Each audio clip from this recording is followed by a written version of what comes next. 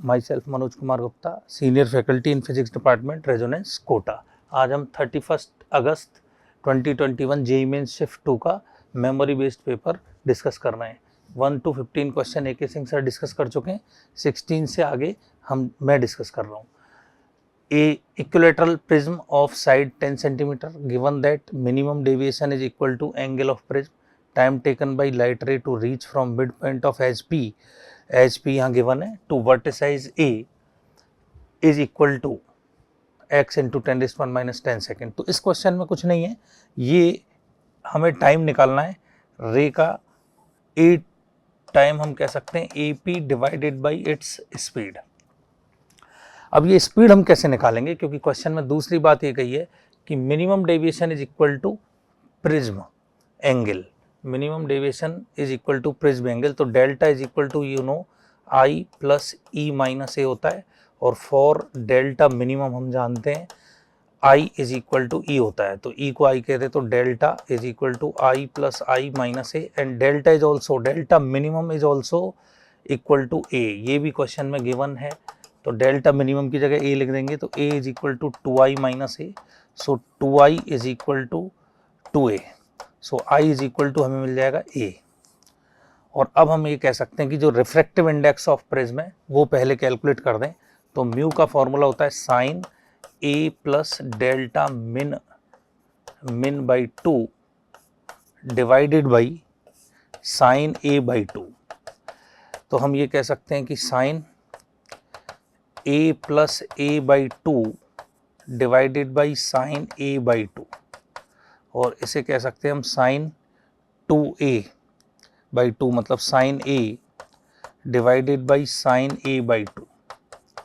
और A का value हमें 60 डिग्री गिवन है, तो A is 60 degree means sign 60 divided by sign 30 degree, A by 2 is 30 degree, so it will be √3 by 2 divided by 1 by 2, so it will be √3। तो mu का value हमें यहाँ से मिल जाएगा, म्यू का वैल्यू मिल गया √3, और म्यू हम सब जानते हैं C बाई V होता है। तो V का वैल्यू जो हमें मिलेगा, लाइट की जो स्पीड है इस मीडियम के अंदर C अपॉन √3 होगी।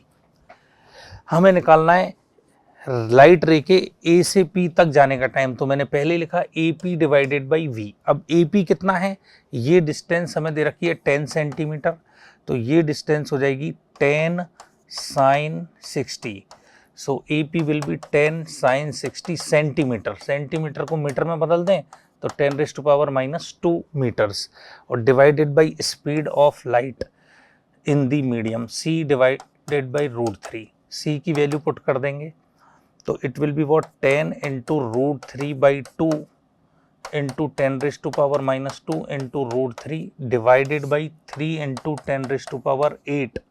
और यदि हम इसे सॉल्व करेंगे तो हमें आंसर मिल जाएगा 5 into 10 raise to power minus 10।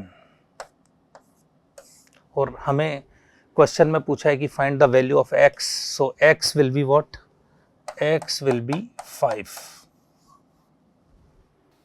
Question number 17, in the circuit shown find z at very high frequency. मतलब क्वेश्चन में एक आए कि फ्रीक्वेंसी बहुत ज़्यादा है, हाई फ्रीक्वेंसी मतलब ओमेगा और f टेंड्स टू इन्फिनिटी। इससे क्या होगा, देखिए इस सर्किट का हमें z निकालना है, तो xc जो होता है ना, उसका फॉर्मूला होता है 1/c ओमेगा। तो यदि ओमेगा बहुत ज़्यादा होगा, ओमेगा टेंड्स टू इन्फिनिटी, तो यू कैन से xt जो होगा वो टेंड्स टू 0 हो जाएगा, और 0 ओम का मतलब हो जाएगा लाइक वायर, कंडक्टिंग वायर। और xl जो होता है दैट इज l ओमेगा। अब ओमेगा टेंड्स टू इन्फिनिटी होगा, तो हम कह सकते हैं कि xl टेंड्स टू इन्फिनिटी हो जाएगा, मतलब it is like open circuit. तो एक बार इस सर्किट को हम रीड्रॉ कर लेते हैं। तो ये देखिए, ये यहाँ तो बन जाएगा वायर, यहाँ भी वायर, यहाँ ओपन सर्किट बन जाएगा। तो जब मैं इसे रीड्रॉ करूँगा ना, तो कुछ ऐसा दिखेगा, रेजिस्टेंस फिर वायर कैपेसिटेंस की जगह, यहाँ भी वायर, ये रेजिस्टेंस और फिर वायर, ओके। ये 2 ओम रेजिस्टेंस लेकिन ओपन सर्किट, ये 2 ओम रेजिस्टेंस लेकिन ओपन सर्किट, इस तरह से सर्किट हमें दिखाई देगा। तो जो सर्किट है वो बेसिकली ये ही चालू रहेगा, 2 ओम और 2 ओम, यहाँ ओपन और यहाँ भी ओपन। तो हम ये कह सकते हैं ये दोनों रेजिस्टेंस, अब जो करंट यहाँ से जाएगी वो इस तरफ से सीधी ही जाएगी, नीचे कोई करंट नहीं आएगी। यहाँ भी ओपन सर्किट है, यहाँ भी ओपन सर्किट है, तो इस सर्किट का जो आर इक्वलेंट हो गया वो, या जेड इक्वलेंट जो हो गया वो हमें मिलेगा 2 + 2 and that is equal to what, 4 ohm. और 4 ओम जो है वो सेकंड ऑप्शन में है, answer 2। Next question, question number 18, if P and Q are perpendicular to each other, now two vectors F1 P vector plus Q vector and F2 P vector minus Q vector, ये given है। if F1 and F2 are at theta 1, F net is equal to this, if F1 and F2 are at theta 2, F net is equal to this, statement 1 theta 1 is less than theta 2 and statement 2 theta 1 is 60 degree and theta 2 is 90 degree। so check करते हैं, देखो F1 plus F2, F net का मतलब क्या होगा, F net is equal to F1 plus F2। तो जब हम F1 plus F2 कहेंगे तो एक बात इसमें गिवन है कि P and Q are perpendicular to each other, ध्यान रखेंगे। तो एक बार F1 plus F2 कर लें तो P plus Q plus P minus Q, तो देखो Q कैंसिल हो जाएगा और it will B 2P vector, ठीक है। और एक चीज़ और ध्यान रखेंगे कि P वेक्टर और Q vector perpendicular to each other है, तो ये P वेक्टर है और ये Q वेक्टर है, तो ये हो जाएगा P plus Q इधर हो जाएगा P vector minus Q vector करना है तो ये होगा माइनस Q, तो ये हो जाएगा P vector minus Q vector, ठीक है। एंड इसको उन्होंने कहा है F1 और इसको कहा है F2। हमें इन दोनों के बीच के एंगल को थीटा 1 और थीटा 2 कहा गया है दोनों केसेस में। तो फर्स्ट केस को हम देखें कि F1 और F2 के बीच में थीटा 1 एंगल है और F नेट इतना है, तो F नेट का मैग्नीट्यूड मैं यहां से भी लिख सकता हूं, देखिए 2P, magnitude of F net is what, magnitude of 2P vector means 2P। तो ये फर्स्ट ऑप्शन को हम 2P के इक्वल कर देते हैं, तो P और Q का एक रिलेशन मिल जाएगा हमें,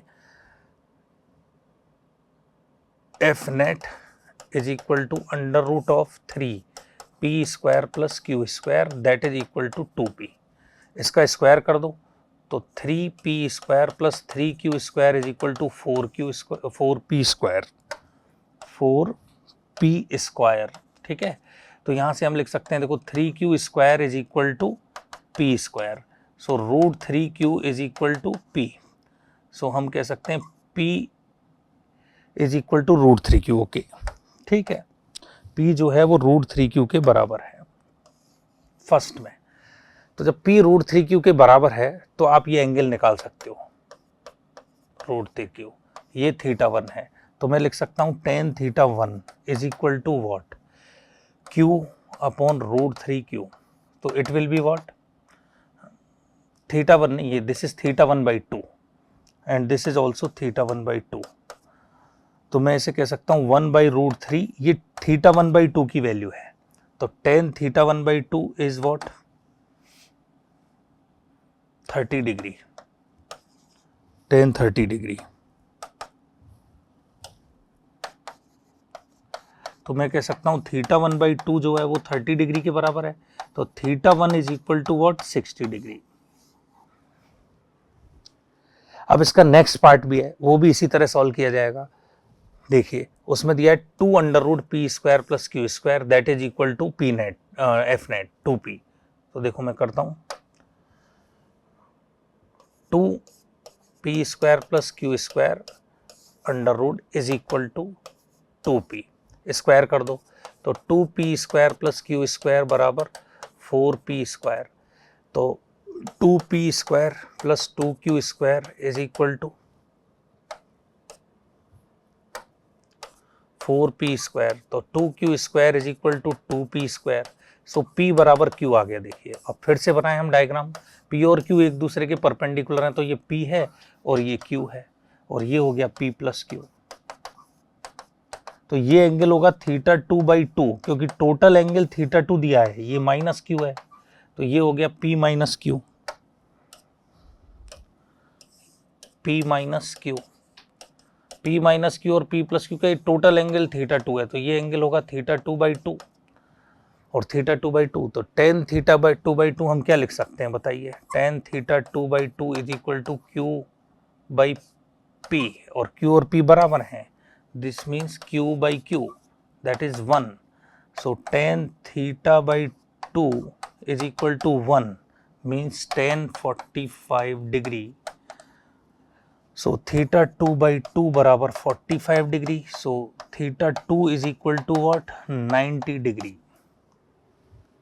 अब हम ऑप्शंस को देखें इस क्वेश्चन के, तो उसमें देखिए statement 1 theta 1 is less than theta 2, क्योंकि थीटा 1 60 डिग्री आया और थीटा 2 90 डिग्री आया, इसका मतलब थीटा 1 एंड थीटा 2 की वैल्यू एकदम सही है और थीटा 1 लेस देन थीटा 2 भी है, इसलिए हम कह सकते हैं statement 1 is correct, statement 2 is wrong. No, statement 1 is correct and statement 2 is also correct, so answer is 2.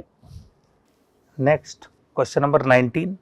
A material of thermal conductivity K is in the shape of a spherical shell with inner radius R1 and outer radius R2. कुछ इस तरह से है, ये R1 और ये R2 और ये है मटेरियल, ठीक है। The heat flow rate inside and inside to outside is, heat flow rate find करना है इनसाइड से outside, inside temperature theta 2 given है और outside temperature is theta 1, so it is theta 1 and it is theta 2, और heat जो flow हो रही है वो इनसाइड से आउटसाइड हो रही है। तो हमें ये rate of heat flow calculate कर रहा है, तो rate of heat flow calculate करने का हमें पता है फॉर्मूला होता है Q/T, that is delta T by thermal resistance R।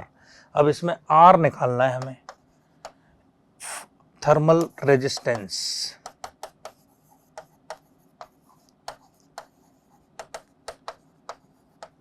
अब ये हमें स्फेरिकल सरफेस के लिए निकालना होगा। देखिए कैसे, इसके अंदर हम एक एलिमेंट लेंगे,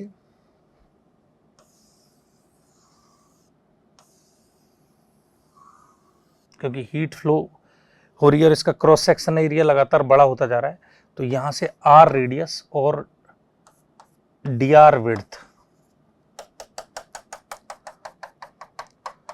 R रेडियस और dr विड्थ का एक एलिमेंट लेते हैं और इसका स्मॉल एलिमेंट का थर्मल रेजिस्टेंस लिखते हैं dr, दैट इज L/K। तो L will be what, dr, K will be thermal conductivity and A will be 4πr², और इससे हम ऐड करके टोटल थर्मल रेजिस्टेंस कैलकुलेट कर सकते हैं, integration of dr, so integration of dr upon 4πk into r², 4πk तो बाहर आ जाएगा फ्रॉम R1 से R2, तो 1/4πk तो बाहर आ जाएगा, और integration of dr/r² from R1 से R2।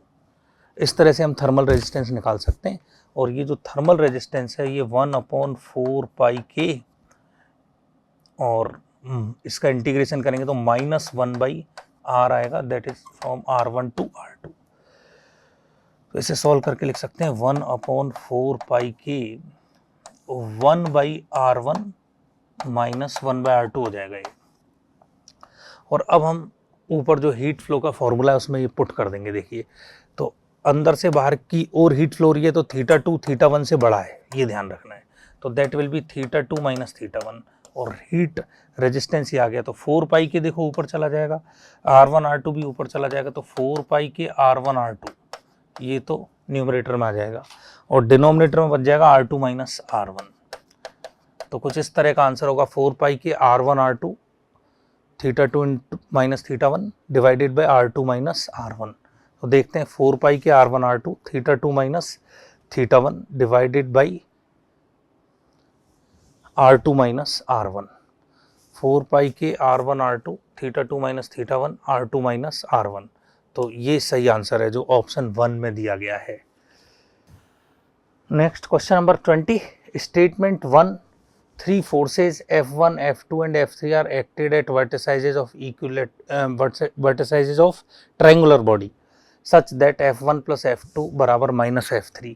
इसका मतलब तो ये हो गया कि F1 plus F2 बराबर minus F3 vector means F1 plus F2 plus F3 बराबर 0। और इसका मतलब है कोई भी बॉडी जो होगी वो इक्विलिब्रियम ट्रांसलेशनल इक्विलिब्रियम में होगी।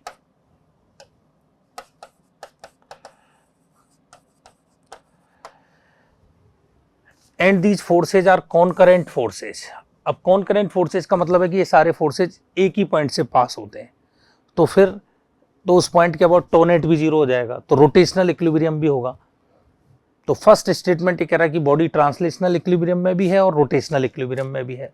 स्टेटमेंट 2 बोल रहे हैं it explains the translational equilibrium. Yes, it explains the translational equilibrium.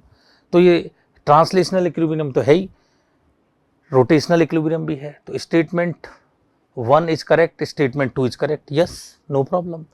Statement 1 भी सही है और 2 भी सही है। स्टेटमेंट तो आंसर 1 हो जाएगा। Yes. Next question, question number 21, choose the correct alternative in SHM at mean position U initial is equal to 0। तो potential energy and kinetic energy in SHM is always equal. No भाई, mean position पर potential energy 0 होती है और kinetic maximum होती है, और extreme position पर पोटेंशियल मैक्सिमम होती है, काइनेटिक 0 होती है। तो first is wrong. Average potential energy and average kinetic energy for any time interval is same, ये भी गलत है। हर इंटरवल में एवरेज अलग अलग आएगा। Total energy kinetic plus potential is always conserved in SHM, ये सही है। तो यदि मेरे से पूछोगे सबसे सही जवाब, तो हम ये कह सकते हैं कि C सही है। And average kinetic energy and average potential energy same for time period, हाँ ये भी सही है, क्योंकि average kinetic energy and average potential energy same for a time period. एक टाइम पीरियड के लिए काइनेटिक एनर्जी का एवरेज और पोटेंशियल एनर्जी का जो एवरेज है वो हाफ ऑफ टोटल एनर्जी होता है, तो वो सही है। तो ऑप्शन C और D दोनों सही हैं। तो सबसे बेस्ट ऑप्शन इसका फर्स्ट होगा, C and D is correct. So answer is 1। Next question, in a container of volume 1000 centimeter cube there is a mixture of O2 and H2, pressure of 200 kilopascal and temperature of 300 Kelvin. Determine the ratio of O2 and H2 if total mass of mixture is this। ठीक है, तो देखो एक question में इसमें है कि pressure PV is equal to n number of total number of moles NO2 plus NH2। तो N1 और N2, H2 और इनके मोल मान लेते हैं RT। तो देखो हमें यहाँ से N1 प्लस N2 मिल जाएगा, that is PV by RT। इसे हम सॉल्व भी कर लेते हैं। P की वैल्यू क्या है? P की वैल्यू है 200 किलो पास्कल, मतलब 2 इंटू 10⁵। वॉल्यूम 1000 सेंटीमीटर क्यूब, तो 1000 इंटू 10⁻⁻⁶ डिवाइडेड बाई R को 25/3 लिख लो और T को 300 केल्विन लिखते हैं RT। तो देखो एक बार इसे सॉल्व कर लें, 3 और ये है 100 से ये 10⁻⁻⁶ 100 भी कैंसिल हो जाएगा, तो this will be 2/25, that is N1 plus N2 is equal to 2/25। और 2/25 को मैं लिख सकता हूँ कितना, 4/4 से मल्टीप्लाई करो तो N1 प्लस N2 जो है दैट इज 0.08 मोल्स। अब टोटल जो मिक्सचर का मास है वो 0.76 ग्राम है। तो देखो मैं ऐसे लिख सकता हूँ, number of moles N1 into molecular mass of oxygen plus number of moles of H2 into molar mass of hydrogen, that is equal to 0.76 gram. तो दूसरी इक्वेशन हमें ये मिल जाएगी। तो यहाँ से हम कह सकते हैं कि 16N1 plus N2 is equal to 0.38। दोनों इक्वेशंस को सब्ट्रैक्ट कर देते हैं। इक्वेशन नंबर 2 -1, तो -N1 minus N2 is equal to -0.08, और ये इसको ऐड कर दें अब, तो it will be 15N1 is equal to 0.38 0.30, so यहाँ से हमें मिल जाएगा 0.02 मोल्स N1 एंड N2 हमें मिल जाएगा 0.06 मोल्स। और हमें mass determine the ratio of mass of O2, तो मास ऑफ O2 हो जाएगा number of moles N1 into molar mass 16 and mass of hydrogen N2 into molar mass 2। तो this is required answer, mass of O2 divided by mass of H2. This is required answer. So 16 times of N1, sorry, this is 16, no, molar mass of oxygen is 32. Molar mass of oxygen is 32, तो ये होगा 32। तो 16 times of N1 by N2, N1 by N2 की value मुझे मिल गई है, तो 16 times of N1 by N2 means 0.02 divided by 0.06, so the answer will be 16/3. Mass of O2 upon mass of H2 is 16/3 and 16/3 is in second option. Next question 23. An electron moving with energy 2.6 electron volt is absorbed by hydrogen plus atom held at rest. Hydrogen plus atom मतलब कोई electron नहीं है, वो अपना electron वो पहले से release कर चुका है। हेल्ड एट रेस्ट, तो एक इलेक्ट्रॉन है जो H प्लस एटम के द्वारा एब्जॉर्ब किया जाता है और एक एटम H बनता है इन फर्स्ट एक्साइटेड स्टेट। ये है क्वेश्चन में। In this process a photon is also released. तो H प्लस की तो एनर्जी होगी 0 और इलेक्ट्रॉन की एनर्जी क्वेश्चन में गिवन है। Energy of electron is 2.6 electron volt. Okay, so total H plus या की एनर्जी 0, तो इनिशियल एनर्जी उसके पास 2.6 इलेक्ट्रॉन वोल्ट है और ये H स्टार में बदल जाता है फर्स्ट एक्साइटेड में। तो फर्स्ट एक्साइटेड स्टेट में जो हाइड्रोजन की एनर्जी होती है वो हम क्या कह सकते हैं, first excited state means N बराबर 2। तो इसमें जो हाइड्रोजन की एनर्जी होती है that is -13.6 divided by 2 square और Z की वैल्यू तो 1 स्क्वायर है, Z square by N square, तो this is -13.6 by 4 that is -3.4 electron volt और this is energy of gamma photon. तो एनर्जी कंजर्वेशन से हम कह सकते हैं कि 2.6 kinetic energy of electron is equal to energy of H star plus energy of photon.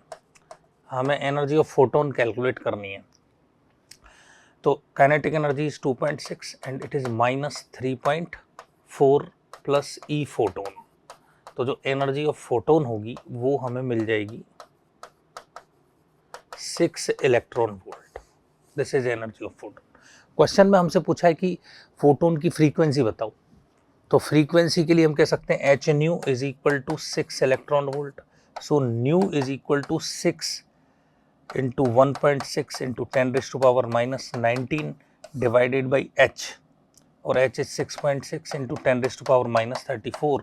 और जब हम इसे सॉल्व करेंगे तो हमें मिल जाएगा 1.45 इंटू 10⁻15 हर्ट्ज। तो इस क्वेश्चन में सबसे इंपॉर्टेंट बात यह है कि ये हेल्ड एट रेस्ट है, जो हाइड्रोजन प्लस है वो रेस्ट पे रखा गया है एक्सटर्नल फोर्स के साथ। तो हमें एनर्जी कंजर्वेशन लिखना है, मोमेंटम कंजर्वेशन की जरूरत नहीं है। So correct answer will be 2। Next question number 24। A varying magnetic field exists in space B बराबर B0 I plus J by √2 cos kz minus omega t।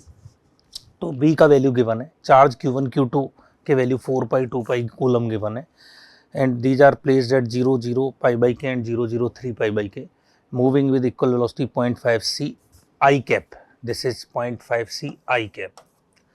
Then find the ratio of the force on two charges at t बराबर 0 second. तो तो t बराबर 0 पर पहले b को लिख लेते हैं हम, और t बराबर 0 एट t बराबर 0 b इज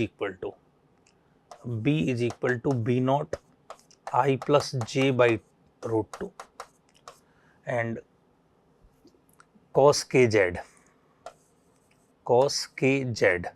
सो b1 क्या हो जाएगा एट पाई बाई के, तो के जेड की value pi by k, this is b1, तो this will be cos pi, और b2 क्या होगा b naught I plus j upon root 2 cos k, z की वैल्यू है 3 पाई बाई के, तो this will be 3 pi by k, तो k तो cancel हो जाएगा। ये दोनों वैल्यूज हैं एट t बराबर 0, क्योंकि हमें फोर्स कैलकुलेट करना है t बराबर 0 पर, तो एट t बराबर 0 हमें दोनों चार्जेस के लिए b1 b2 मिल जाएगा। तो वैसे तो ये सेम ही है, क्योंकि cos पाई और cos 3 पाई की वैल्यू सेम ही होती है। तो अब हमें F1 लिखना है, तो फोर्स का जो फॉर्मूला होता है वो QV क्रॉस B होता है, B1 लिखेंगे, और F that is F2 Q2V cross B। अब देखो कुछ करने की जरूरत नहीं है, ये B1 और B2 बराबर ही हैं। क्यों? क्योंकि cos पाई और cos 3 पाई बराबर ही होते हैं -1, तो कुछ करने की जरूरत नहीं है, V क्रॉस B दोनों का सेम ही आएगा। तो जो फोर्स F1 अपॉन F2 का जो रेशो आएगा वो Q1 बाई Q2 के रेशो में आएगा, क्योंकि B1 and B2 is same and velocity is also same. So Q1 की वैल्यू 2 पाई और Q1 की वैल्यू 4 पाई है, सॉरी 4 पाई, और Q2 की value 2 pi, so ratio will be 2 and 2 is what in first option. So first option is correct answer. Next question number 25. Vernier measurement से a vernier scale is used to measure the diameter of a spherical object. If 10 vernier scale division is equal to 9 mean scale division, मतलब 10 VSD जो हैं that is 9 MSD के बराबर है। So 1 VSD जो है that is 9/10 MSD, और main scale division के बारे में कहा है 1 mm, so it will B 9/10 into 1 mm, so it is 0.9 mm 1 VSD, and 1 MSD जो है ये गिवन है 1 mm। तो हम यहाँ से लीस्ट काउंट लिख सकते हैं। लीस्ट काउंट का फॉर्मूला क्या होता है वर्नियर के लिए, 1 MSD minus 1 VSD, so it will be 1 mm minus 0.9 mm, that is equal to 0.1 mm। आगे गिवन है the reading is such that after 8 division of main scale, तो जो रीडिंग होगी that is main scale division, number of main scale division या main scale reading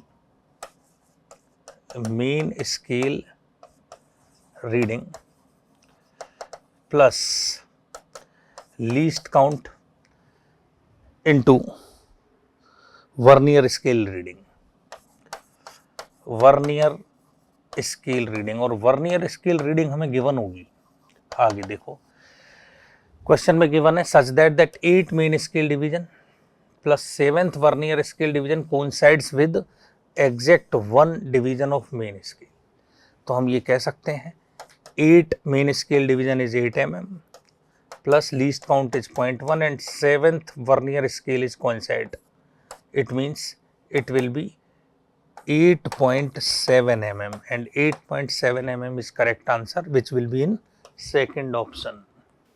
Next question 26. Statement 1, in full wave rectifier to get steady state output we need to add a capacitor parallel to load resistance। तो वैसे तो ये filter circuit का question है, मतलब they want this is output of full wave rectifier, और वो चाहते हैं कि ये वैल्यू जो है वो हमें कांस्टेंट मिल जाए, और ऐसा करने के लिए बीच में हमें फिल्टर सर्किट लगाना होता है। फिल्टर सर्किट हमारे सिलेबस में ज़्यादा नहीं है, लेकिन फिर भी फिल्टर सर्किट में क्या होता है, देखिए कि ये जो ट्रांसफार्मर से FWR फुल वेव रेक्टिफायर का आउटपुट जो जा रहा है, ये यहाँ हम एक पैरेलल में कैपेसिटेंस लगा देते हैं और इसके साथ एक रेजिस्टेंस लगा देते हैं, लोड रेजिस्टेंस, जिसकी वैल्यू काफ़ी ज़्यादा होती है।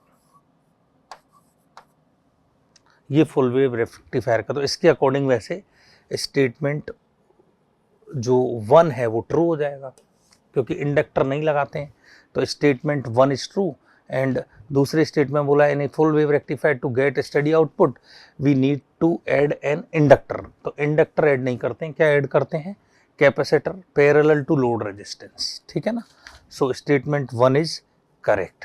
अब इसमें होता क्या है कि इस सर्किट का जो टाइम कांस्टेंट होता है वो RC होता है, और FWR की जो फ्रीक्वेंसी होती है ये फ्रीक्वेंसी होती है F, तो ये R इतना ज़्यादा होता है कि ये ग्रेटर देन 1/F होता है। तो इससे क्या होता है कि जब ये कैपेसिटर पहले तो चार्ज हो जाता है जब पॉजिटिव होता है, लेकिन बाद में जहाँ हम ये कहेंगे कि ये वोल्टेज डिक्रीज होते हैं तो कैपेसिटर को डिस्चार्ज होना होता है, लेकिन ये डिस्चार्ज उतनी रेट से नहीं होता जिस रेट से मतलब ये चार्ज हुआ, और जब बाद में डिस्चार्जिंग होता है तो काफ़ी स्लो होता है, क्योंकि रेजिस्टेंस की वैल्यू बहुत ज़्यादा है, तो ये वोल्टेज ऑफ एक्रॉस कैपेसिटर लगभग कांस्टेंट बने रहते हैं, तो लगभग हमें इस तरह का आउटपुट मिल जाता है।